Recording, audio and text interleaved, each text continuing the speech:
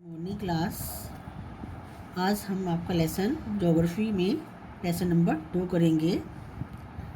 The name of the lesson is natural resources, land and soil. Natural resources का एक part हम lesson 1 कर चुके हैं और इसमें जो है अब सेकंड पार्ट है लैंड और सोइल। लैंड जो है, लैंड के ऊपर जितने भी लैंड फॉर्म्स होते हैं जैसे हिल्स हैं, वैलीज हैं, प्लेन्स हैं, रिवर बेसिन्स, ये सब जो है लैंड में पाए जाते हैं और उस लैंड में कई तरह के रिसोर्सेज भी हमें मिलते हैं और लैंड के ऊपर ही पीपल लिविंग, जितने भी लोग रहते हैं वो लैंड के ऊपर ही रहते हैं। अगर हम लैंड को केयरफुली यूटिलाइज करें तो ये भी एक रिन्यूएबल रिसोर्स बन सकता है।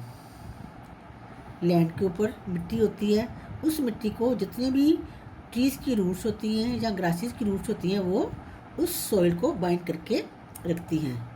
अगर हम फॉरेस्ट जो जंगल हैं उनको काट दें, ख़त्म कर दें या ग्रासलैंड्स जो हैं वो ओवर ग्रेज्ड हो जाए, पशु उनकी घास को खा लें, तो लैंड जो है अनप्रोडक्टिव बन जाएगी, द वेस्ट लैंड बन जाएगी। क्योंकि अगर इंटेंसिव इरिगेशन हो जाए उसके ऊपर तो उससे जो है उसकी मिट्टी जो है वो ख़राब हो जाती है, जिसके ऊपर on which crops can not grow, जिनके ऊपर अगर मिट्टी ख़राब हो जाएगी तो उसमें जो है फसलें नहीं उग पाएंगी। Land is also converted into a non renewable resource. Land भी जो है एक नॉन रिन्यूएबल रिसोर्स बन सकती है जब उसमें जो है न्यूक्लियर वेस्ट है, इंडस्ट्रियल वेस्ट है और कई तरह के टॉक्सिक जो हैं उसमें मिल जाए, उनमें डंप किए जाएं तो लैंड भी एक नॉन रिन्यूएबल रिसोर्स बन जाती है। लैंड जो है अर्थ के ऊपर वो इन्फिनिट है, लिमिटेड है, ना तो लैंड कम हो सकती है ना लैंड ज़्यादा हो सकती है, लिमिटेड है। तो ये भी जैसे बाकी अन्य नेचुरल रिसोर्स हैं उसी तरह लैंड भी जो है इन्फिनिट है। चाहे इंसान ने, ह्यूमन बीइंग ने अपने आप को आज के लाइफस्टाइल के अकॉर्डिंग अलग अलग तरह के इकोसिस्टम्स में रहने के लिए अडेप्ट कर लिया है, लेकिन अगर देखा जाए अगर पोलर आइस कैप्स हैं, जैसे बहुत ऊंचे जो बर्फ़ हैं, पोलर रीजन हैं, यहाँ अंडर द सी हैं या स्पेस है, वहाँ पे वो कंफर्टेबल नहीं रह सकता, उसको रहने के लिए ज़मीन ही चाहिए होती है। और ज़मीन के ऊपर मैन नीड्स लैंड किसकी ज़रूरत होती है उसको?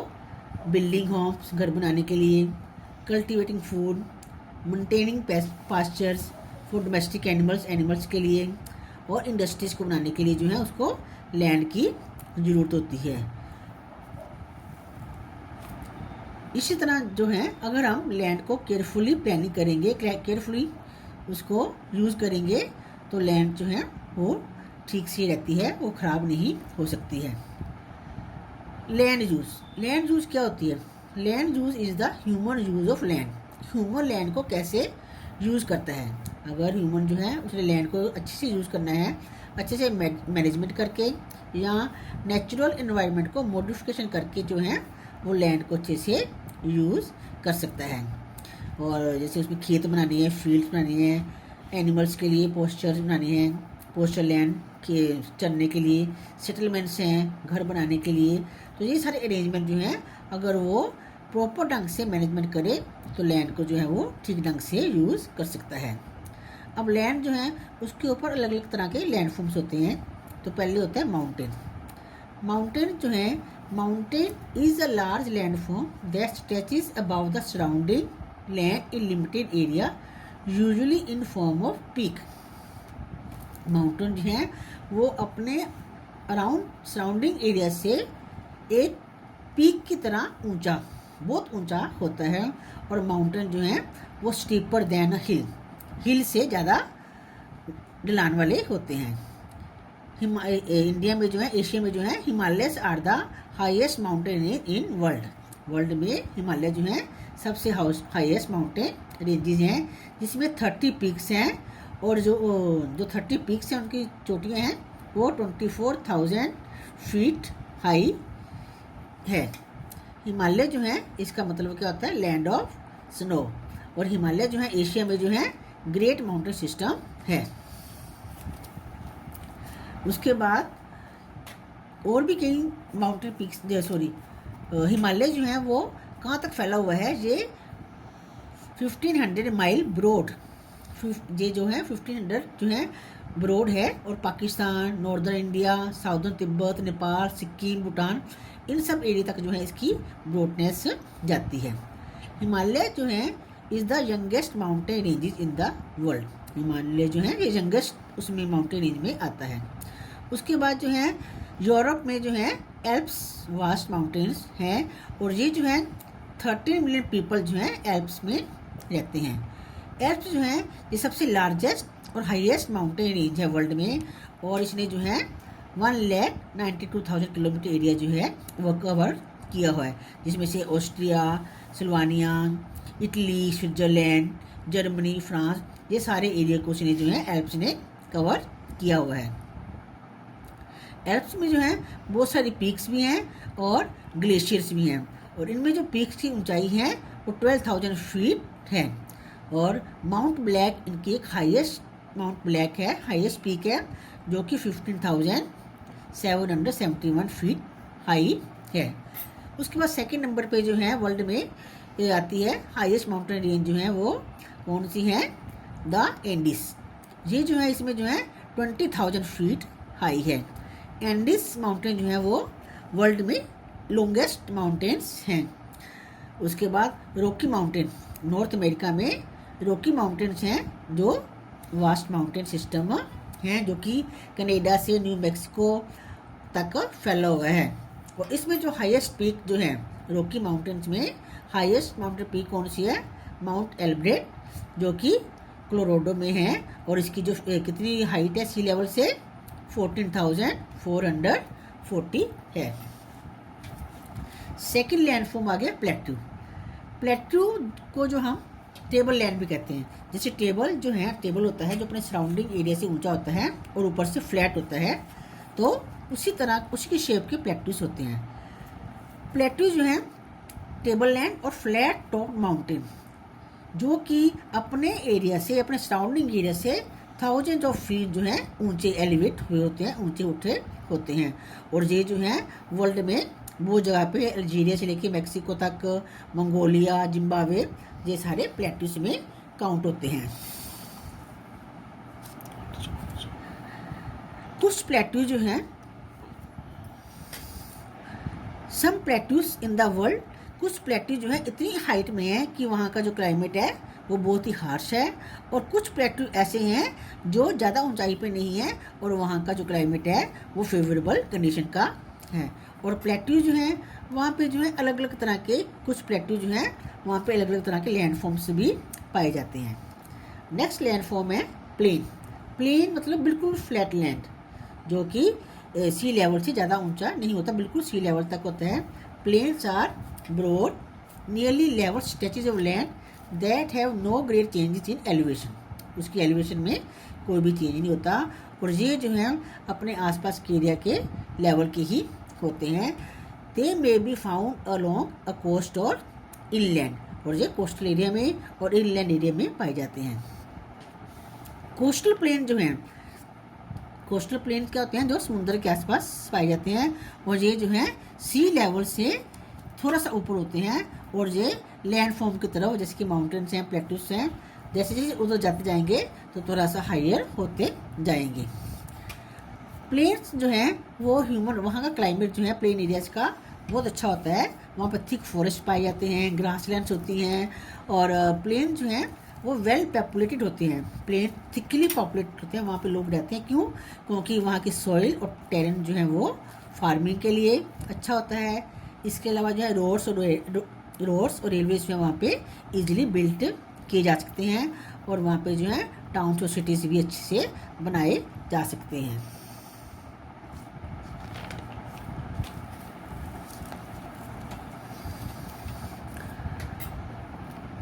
और कोस्टल प्लेन क्या होते हैं? Coastal plain is a stretch of low land along a sea coast which slopes towards the C.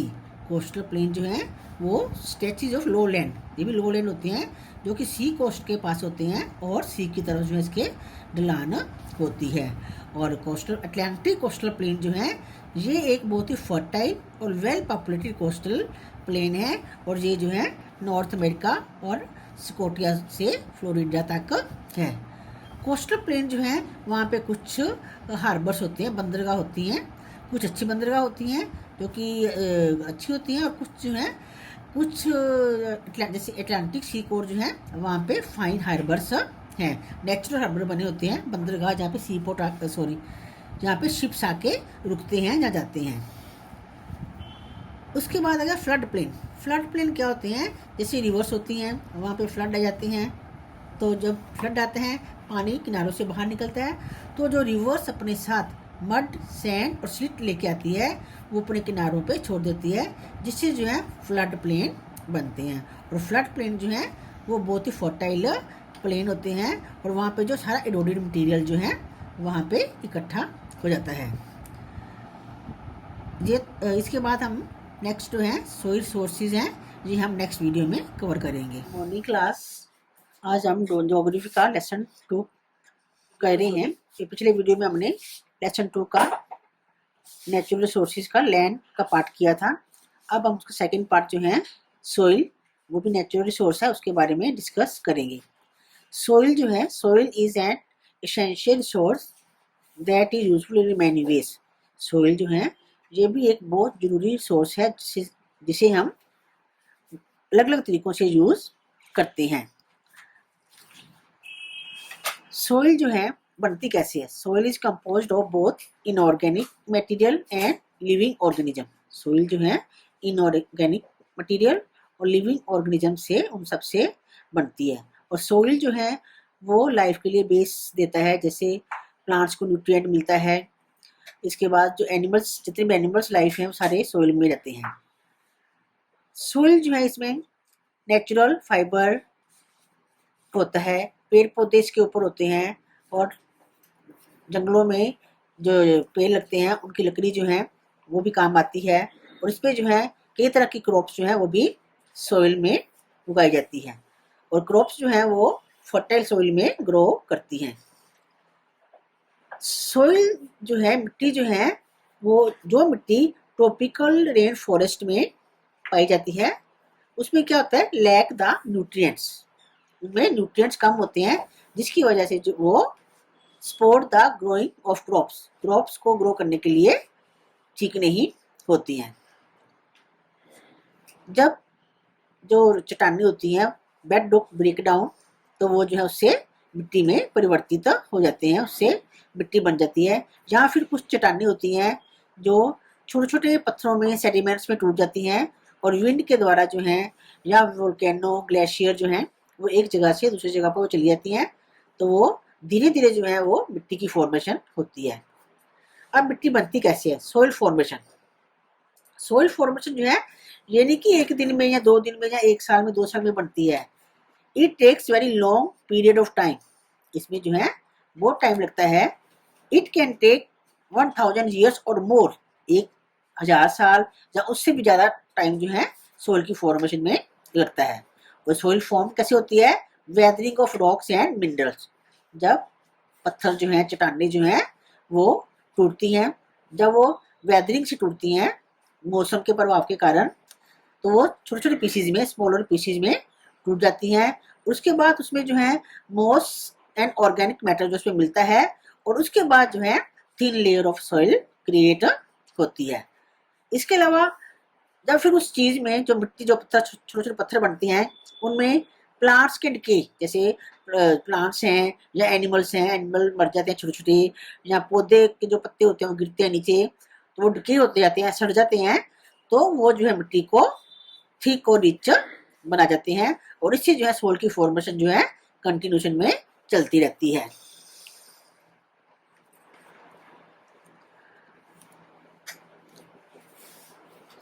Weathering is the process of breaking down rocks. Weathering एक ऐसा प्रोसेस है, एक ऐसी प्रक्रिया है जिसमें रॉक्स जो है टूटती रहती हैं। और वेदरिंग जो है 2 तरह से होती है, physical weathering and chemical weathering. Types of soil. अब सोइल जो है देखने में तो आपको लगता होगा कि सोइल एक तरह की है, लेकिन सोइल जो है वो अलग अलग तरह की है। There are various types of soil found in India. India में जो है अलग अलग एरियाज में अलग अलग तरह की मिट्टी पाई जाती है। और ये जो अलग अलग तरह की मिट्टी है उसके लिए कई तरह के फैक्टर्स इन्फ्लुएंस करते हैं, जैसे क्लाइमेट है, एल्टीट्यूड है, या कॉम्पोजिशन ऑफ बेड रॉक्स हैं। इनकी वजह से जो मिट्टी के डिफर टाइप्स पाई जाती हैं। The soils of Sutlej Ganga plain, Sutlej Ganga plain है, वैली ऑफ नर्मदा रिवर है, या ताप्ती रिवर्स है, वहाँ की जो सोइल है बहुत ही इंपॉर्टेंट सोइल है।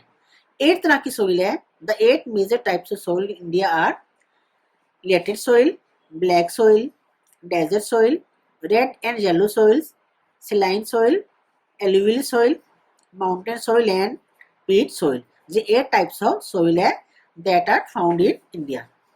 सबसे पहले हम लेटेड सोइल के बारे में डिस्कस करेंगे। ये जो सोइल है ये इंडिया के ट्रॉपिकल रीजन्स में पाई जाती है और यहाँ पे हैवी रेन होती है। इस सोइल में जो है लाइम कंटेंट कम होता है और एसिडिक ज्यादा होती है। This soil is red in colour. ये सोइल जो है क्योंकि इसमें आयरन ऑक्साइड ज्यादा होता है जिसकी वजह से ये इसका कलर जो है रेड होता है। और ये जो है वेस्टर्न घाट, उड़ीसा और ईस्टर्न घाट में पाई जाती है। मालाबार कोस्टल मालाबार कोस्ट है, उसकी रत्नागिरी डिस्ट्रिक्ट है, वहां पे ये मिट्टी ज्यादा पाई जाती है और उसमें मॉइस्चर का कंटेंट जो है वो कम होता है। नेक्स्ट है ब्लैक सोइल। ब्लैक सोइल इसके नाम से दिख रहा है कि ब्लैक, इसका कलर जो है ब्लैक कलर की सोइल होती है। इसको जो है ब्लैक के नाम कलर, इसके कलर के नाम से इसको ब्लैक कलर का नाम दिया गया है। और जो ब्लैक कलर की क्यों होती है? प्रेजेंस ऑफ सर्टेन सॉल्ट्स, कुछ ऐसे सॉल्ट्स होते हैं जो मिट्टी में पाए जाते हैं जिसकी वजह से इसका ब्लैक कलर दिखता है। इसके अलावा हुमस भी इसमें होती है, उसकी वजह से भी जो है ये ब्लैक कलर की दिखती है। ब्लैक सोइल जो है ये थिन हिली एरियाज में जो थिन और सैंडी होती है, रेतीली होती है और इसमें जो है फास्फोरस जो है वो काफी कम होता है और जो कि प्लांट्स की ग्रोथ के लिए नाइट्रोजन कम होता है और फास्फोरस जो है वो ज्यादा होता है और फास्फोरस जो है वो ग्रोथ ऑफ प्लांट के लिए जरूरी होता है। ब्लैक सोइल मिलती कहाँ पे है? डेक्कन प्लेट्यू, मध्य प्रदेश, सौराष्ट्र मतलब गुजरात, मालवा और महाराष्ट्र में जो है ब्लैक सोइल पाई जाती है। नेक्स्ट है red and yellow soil in India. India में रेड और येलो सोइल भी पाई जाती है। रेड और येलो सोइल जो है उन एरियाज में पाई जाती है जहाँ पे लो रेनफॉल, कम रेनफॉल होती है और इसमें जो है आयरन ऑक्साइड्स ज्यादा पाया जाता है जिसकी वजह से ये रेडिश और येलो कलर की दिखती है। और इसमें जो है मिनरल जैसे हैं, लाइम है, फास्फोरस है, नाइट्रोजन ये भी काफी पाया जाता है। रेड सोइल जो है लेटेड सोइल की तरह एसिडिक सोइल, इसमें भी एसिडिक ज्यादा होता है। और रेड सोइल जो है, रेड और येलो सोइल मणिपुर, शिलोंग और मिजोरम एरिया में पाई जाती है। नेक्स्ट है सेलाइन सोइल इन इंडिया। सेलाइन मतलब जो जिसमें नमक की तरह खारी होती है। अब ये पाई जाती है कोस्टल एरिया में, केरला, उड़ीसा। अब कोस्टल एरिया में समुद्र के पास होते हैं तो वहाँ का पानी भी खारा होता है, आपको पता ही है। तो इसी वजह से वहाँ की सेलाइन सोइल जो है वो सेलाइन सोइल होती है। इसमें जो है in some regions of the country salt content is in toxic doses. Saline soil are basically black in colour और ये भी जो है कलर इसका भी ब्लैक होता है और इसमें भी एसिडिक ज्यादा पाया जाता है। नेक्स्ट है alluvial soil in India. Alluvial soil जो है सबसे ज्यादा फर्टाइल सोइल होती है और ये नॉर्दर्न इंडिया में पाई जाती है और इसमें जो है लो फास्फोरस और नाइट्रोजन कंटेंट में जो है वो कम होता है। और गंगा, यमुना रिवर, सतलुज ये रिवर जो है अपने साथ जो लिचिट लेके आती हैं वो इस नोड अपने बेसिन में इनको डिपॉजिट कर देती है जिसकी वजह से जो है ये सोइल जो बहुत फर्टाइल मानी जाती है। Next is desert soil. Desert मतलब रेगिस्तान, तो ये इसके नाम से पता चल रहा है कि ये डेजर्ट एरिया में पाई जाती है और इसका कलर जो है लाइट ब्राउन कलर होता है और ये सैंडी होती है। लाइट ब्राउन और रेडिश कलर इसका होता है, और इसका टेक्सचर जो है वो भी सिलाइन होता है, नमकीन की जैसे खारा सा होता है वैसा होता है। और ये जो है अगर इसके साथ वेजिटेशन इसमें हो सकती है, अगर वहाँ पे पानी का कंटेंट जरा सा मिल जाए, तो यहाँ पे ये जो सोइल है ये भी वेजिटेबल जहाँ पे वेजिटेशन हो सकती है।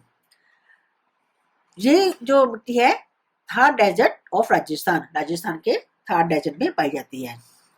Mountain soil in India, mountain मतलब पहाड़ों पे, जो पहाड़ों पे जो सोइल पाई होती है, जैसे ड्राई और कोल्ड डेजर्ट जो होते हैं वहाँ पे जो मिट्टी पाई जाती है। नेक्स्ट है पीट सोइल। पीट सोइल जो है वो मार्श लैंड पे पाई जाती है। मार्श लैंड मतलब जैसे कह सकते हो कीचड़ भरा जो होता है, जो मतलब बिल्कुल वहां पानी पानी रहता है और कीचड़ सा होता है, उसमें जो है पीट सोइल पाई जाती है। और they are usually absolutely free of lime and so are very sour. ये जो है इसमें लाइम नहीं होता है, और ये सोर होती है, खट्टी जैसी खटास होती है इसमें।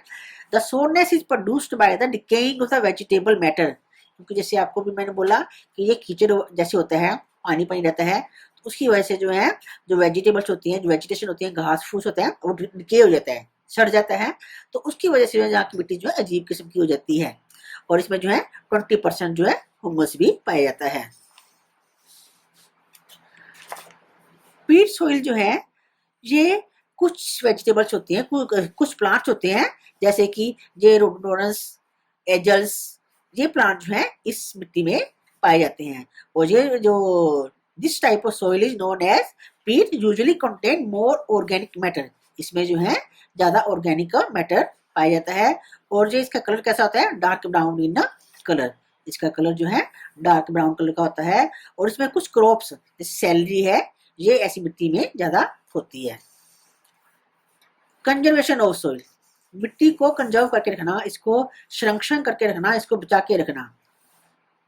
सोइल भी जैसे हमारी लैंड है, वाटर है, ये भी जो है नेचुरल रिसोर्सेज हैं, तो उसमें से सोइल भी एक बहुत इंपॉर्टेंट रिसोर्स है, क्योंकि सोइल जो है जितने भी प्लांट्स होते हैं या ह्यूमन बींग्स होते हैं वो सारे जो है सोइल पे ही होते हैं।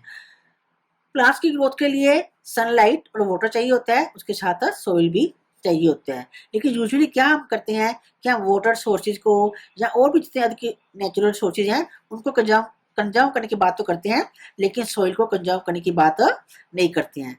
तो अगर हम सोइल को कंजर्व नहीं करेंगे तो कोई टाइम आएगा कि ये पोल्यूट हो जाती है, और ये क्रॉप्स वगैरह हैं या वेजिटेबल्स वगैरह हैं या ट्रीज हैं वो इस पर प्रॉपर ढंग से नहीं ग्रो कर पाएंगे। नीचे कुछ पॉइंट्स हैं जो सोइल को कंजर्व करने के लिए बताए जाते हैं।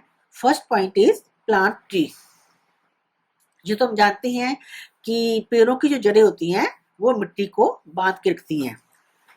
पेड़ जितने लंबे होते जाएंगे, ऊंचे होते जाएंगे, बड़े होते जाएंगे, उनकी रूट्स जो है उतनी ही डीप मिट्टी में जाती जाएंगी, और जितनी डीप इसकी रूट्स होंगी वो मिट्टी को अच्छे से बांध के रखेगी, और इससे जो है मिट्टी जो है सोइल इरोजन नहीं होगा।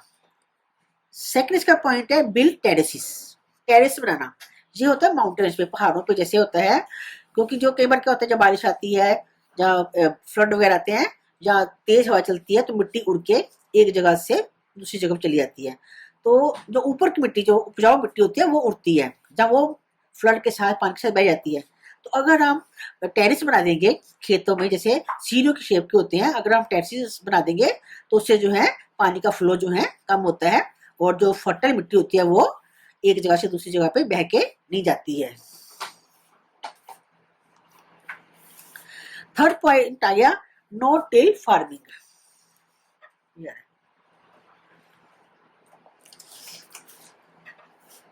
No till farming,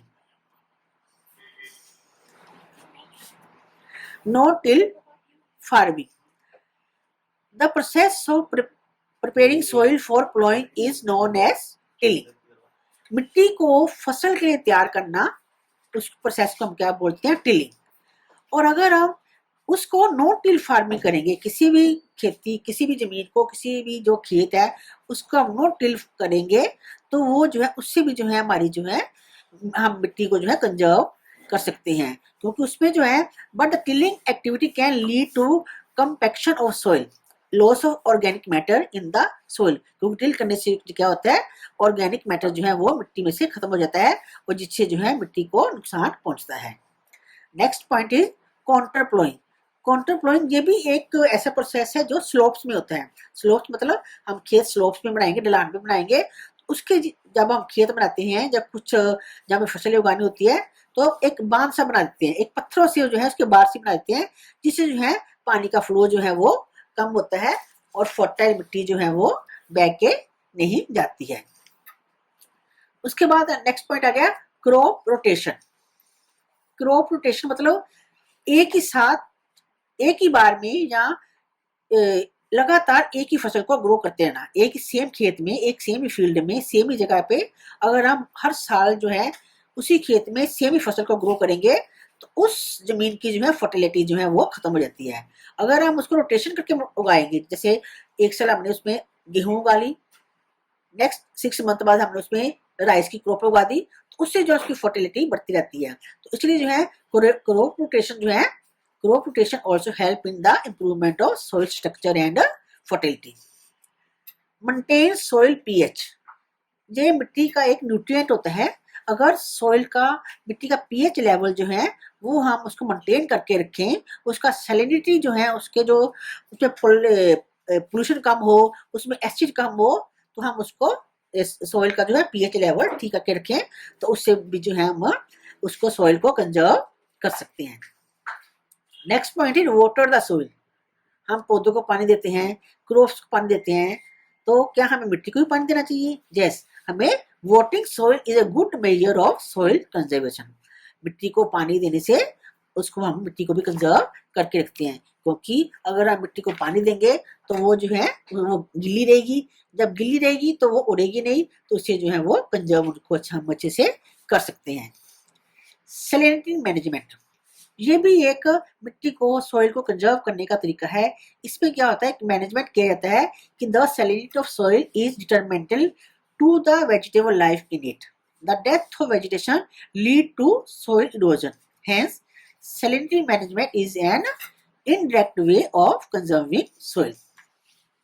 Next point is promote helpful soil organism, कि मिट्टी में भी कुछ ऐसे, जैसे आपको बताया, जीव जंतु जो है मिट्टी में रहते हैं, और कुछ ऐसे ऑर्गेनिज्म लाइक अर्थवॉर्म, कुछ छोटे छोटे कीड़े मकोड़े होते हैं जो डिकम्पोज होते रहते हैं, मिट्टी में मरते रहते हैं, तो उनकी बॉडी जो है डिके हो जाती है, तो उससे जो है वो मिट्टी को रिचनेस देते हैं, जिससे जो है वो सॉइल जो है बहुत फर्टाइल हो जाती है। इसलिए हमें मिट्टी को जो उसकी कंजर्व करने के लिए जो छोटे छोटे कीड़े मकोड़े होते हैं वो मिट्टी को डिकम्पोज करते हैं और उसको जो है रिचनेस प्रदान करते हैं। इसके अलावा गुड फार्मिंग एंड गार्डनिंग जो है वो भी मिट्टी को अच्छी, सॉइल हेल्थ के लिए अच्छी होती है। सिंपल सा तरीका है, अगर हम कुछ और नहीं कर सकते तो हम सॉइल को कंजर्व करने के लिए bye planting tree, simple way में हम और कुछ ना करें तो सिर्फ हम प्लांटिंग ट्री करें, उससे जो है मिट्टी को कंजर्व कर सकते हैं। 8th क्लास आपका ज्योग्राफी का लेसन कंप्लीट हो गया। नेक्स्ट वीडियो में हम इसकी फिर एक्सरसाइज करेंगे। ओके।